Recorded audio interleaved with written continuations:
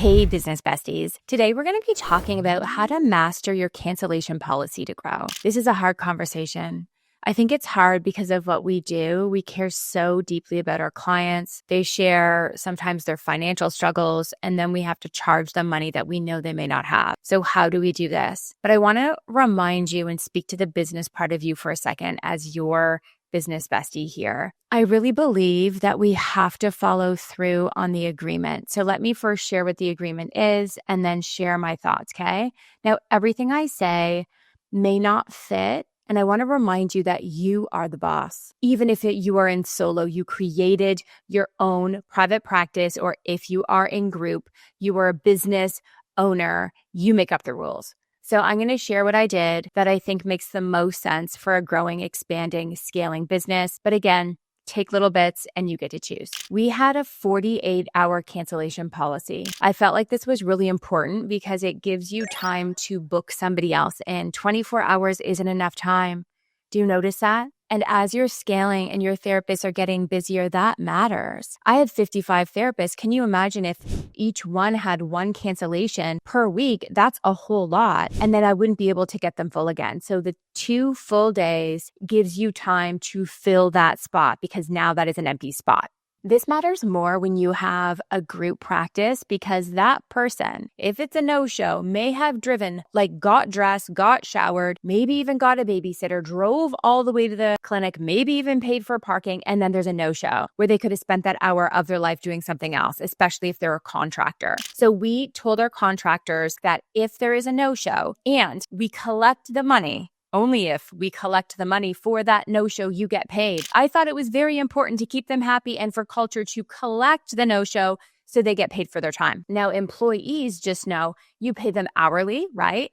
So if they don't do the work, they don't get paid. But the same thing goes, I think. You want to check your regulations. They're not salaried, right? So a salaried person just going to work, they have to get paid just by being there. But if they're hourly and they're not actually working during that hour, you may not have to pay them. But again, you might just want to keep them happy or to give them their admin rate. So definitely have something in your employee handbook and an agreement about what that looks like. And the other piece is if there's a no-show and you have an employee who's hourly, you can't require them to stay at the office, or you have to pay them. Meaning, if there's a no-show and they want to go and do groceries, and by the way, so I only worked for a corporation once in my life. It was an employee assistance program way back. Do you remember Warren Chappelle, my Canadian friends? Do you remember that? So a long time ago, I worked during my master's at the call center. So really experienced the whole cubicle life, if you will. And if I had a no-show, guess what I would do?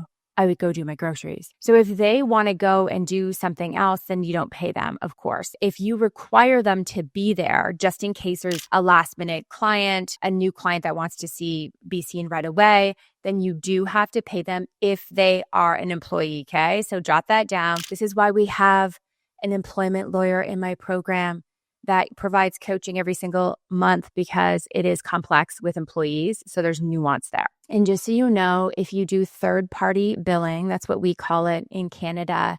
In the States, basically in-network billing. So here in Canada, let's say you see WSIB, VA, or in the States, if you do any insurance at all that's in-network, you can't charge for no-shows. I'm pretty sure that's across the board. You can always double-check your contract, but that was the unfortunate thing that you couldn't charge. So make sure that's noted in your handbook that, these ones we can't charge for, so you won't be paid for. But the ones we do collect for, what we call private pay, if we collect that money, then you get paid. First, I want to talk about how we prevent this from happening. And then I want to talk about what to do when it does happen. Clarity is kind. Put it everywhere. We make sure all of our therapists say it when I have the clinic at the consult call. So I don't know if you have my consult call script. I'll make sure to link that. Actually, even better, do you want to just DM me, Nicole.McCants method on Instagram, and I'll give it to you. It's a whole script of how to run the consult call. And you'll notice near the end, so it's a 20-minute call, the last 5 minutes, your therapist is verbally saying the cancellation no-show policy, which is 48 hours. And then when they become a client, they see it in the consent form. And then when they show up to the office, they see it in the waiting room. If I were you, I would get a little standing poster holder. Do you know those like little standing? They're like the size of your hand, not very big. You can have it at your front desk, just sitting there, kind of sitting up on the desk. So if they go to the desk for any reason, and it's nice because I teach you that I didn't have an Interact machine, so they weren't at the desk. Everything happened through Jane app. The therapist would press a button or sometimes the admin, and the client would be charged and a receipt would be sent all seamlessly. I will put Jane app in the show notes for you for sure. It's the best practice management software. But there were times where they were at the front desk, maybe updating their credit card or just chatting with the admin, maybe booking extra sessions. And at that point, they're going to see that poster. Oh, but wait, there's more. Like you're literally going to put it everywhere. So there's no confusion that they didn't see it. They heard it on the consult call. They read it on the consent form. They saw it. Like we're tapping into all the senses here. But then you're also going to put it in your admin email in the signature, not your email, because of course no one's emailing you, right? It's your admin. So if they are communicating with the admin, they also are reminded there. And of course, Jane app is sending reminders. You can put it there. But we also put it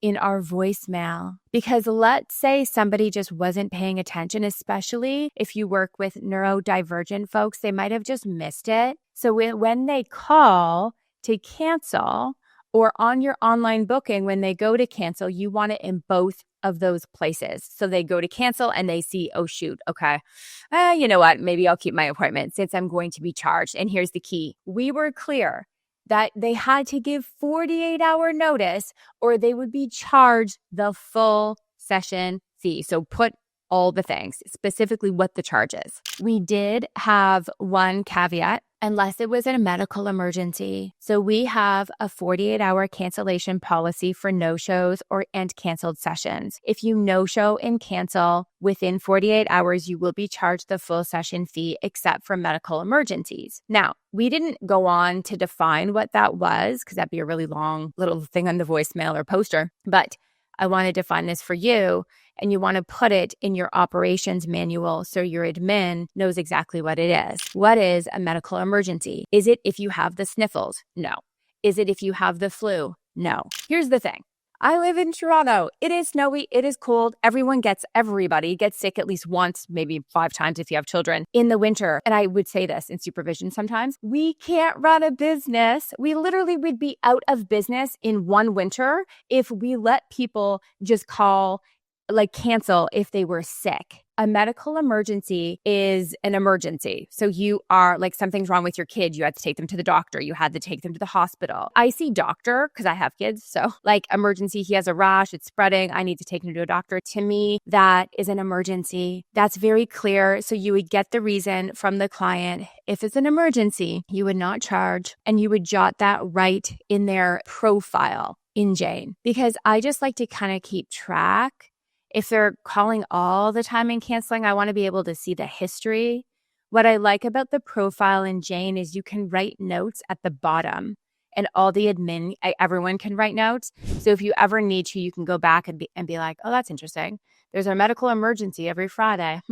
If they are sick, we would offer a virtual appointment. I get it. If you are sick and you don't want somebody sick coming into your clinic and getting everybody else sick, we would say, no problem, we'll offer you a virtual appointment. It's so interesting. This happened quite a bit because they don't know, right?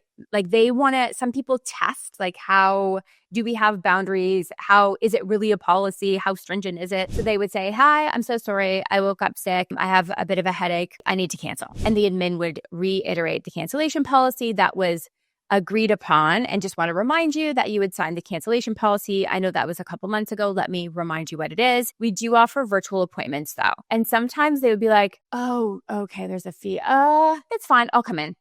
And they weren't really, really sick. If they're really, really sick, you get to choose if you want them to come in. Sometimes we would talk to the therapist and the therapist is like, you know what? I don't want to get sick. Let's just do it virtually. So you are being flexible. You are offering virtual. Also in the winter, I mentioned snow. There's a lot of it.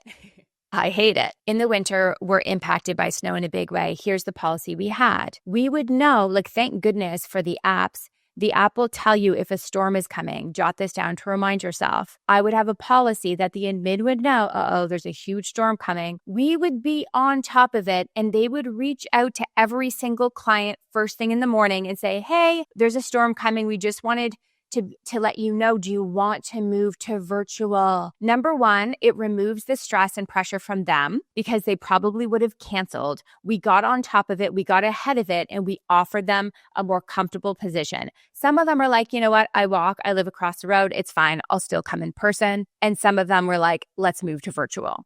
So again, they're not canceling. If it's a really bad storm and the therapist can't make it, aren't we so lucky that we can provide a service still and just do it from our computers? We're not a physiotherapist. We're not a chiro. We're so lucky that we don't have to be impacted. So offer virtual. Now let's talk about the angry client. This is going to happen.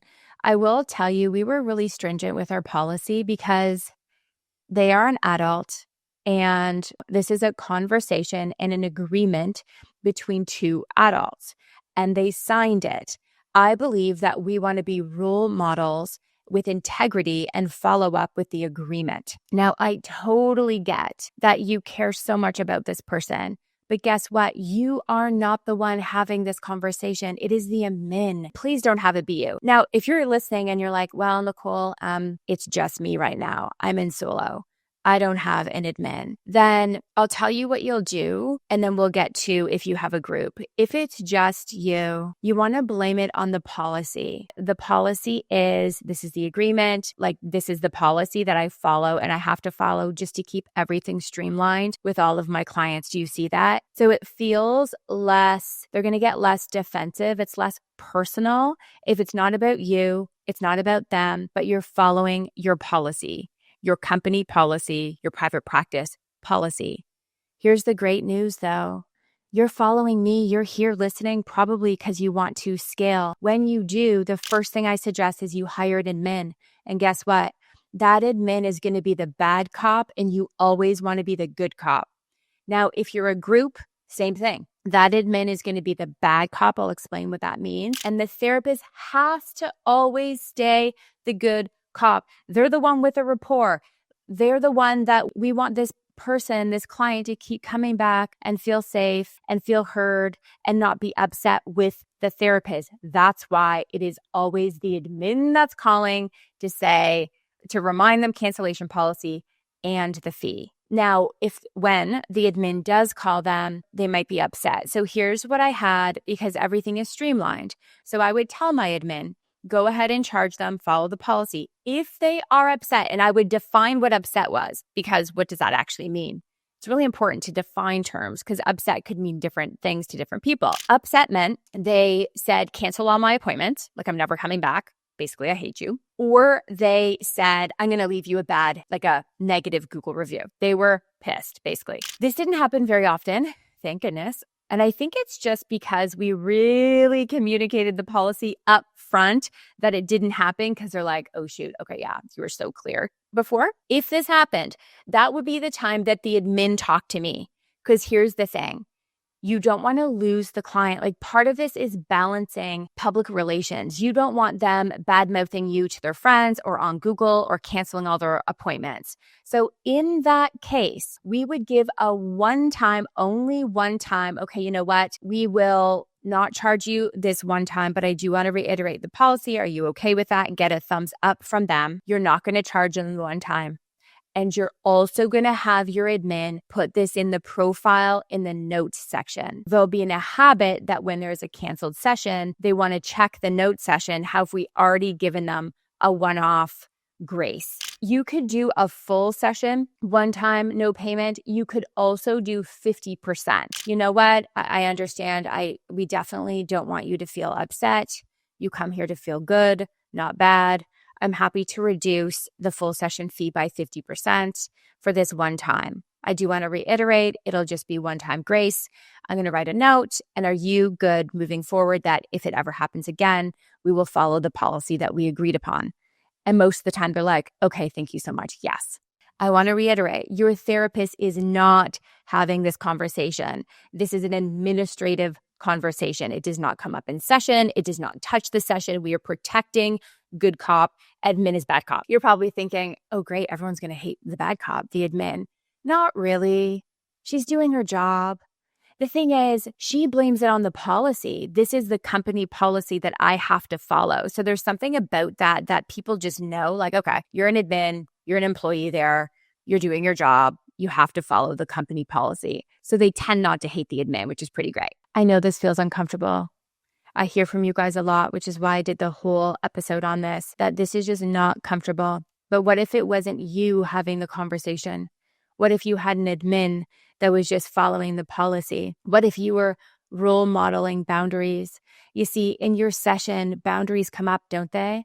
Following through on your word, doing the things you say you're going to do, having integrity, all of that. And you're modeling it always. If this feels bad, I would reframe it into that, because the truth is, the moment you don't have boundaries and you are like, yeah, no problem. Yep, sure, no problem. They will learn, just like our children, right? They will learn that, okay, perfect, not a big deal. And you will naturally, as you scale, guess what will scale with you? This problem. The problem will scale, you will get more no-shows, and you will get more cancellations. I want to leave you with this. Some of you are like, oh no, Nicole, I've been so flexible up until now. Like, I've been super good cop. Like, how do I shift it? Well, you don't do it anymore. It needs to be, you need to move it to the bad cop. Maybe you just wait and then hire the admin and have them say, okay, here's the policy that we're now following. If you don't have money for admin, I would, one, send a mass email saying new company policy effective this day. This is what it is. It's a strict policy. And then the next time it comes up, because it probably will, because you've taught them that it's okay to cancel, then you lean back on, the communication, the announcement that went out a month ago that we have this policy and I'm following the company policy. It sounds funny because we both know you are the company if it's just you, but there is something about, they kind of get it. Like, okay, it makes sense that she has strict policies because she has a business that has to run. You got this. One foot in front of the other. You are now teaching people how to treat you, and you will watch your no-shows and cancellations be less. I'll see you next week.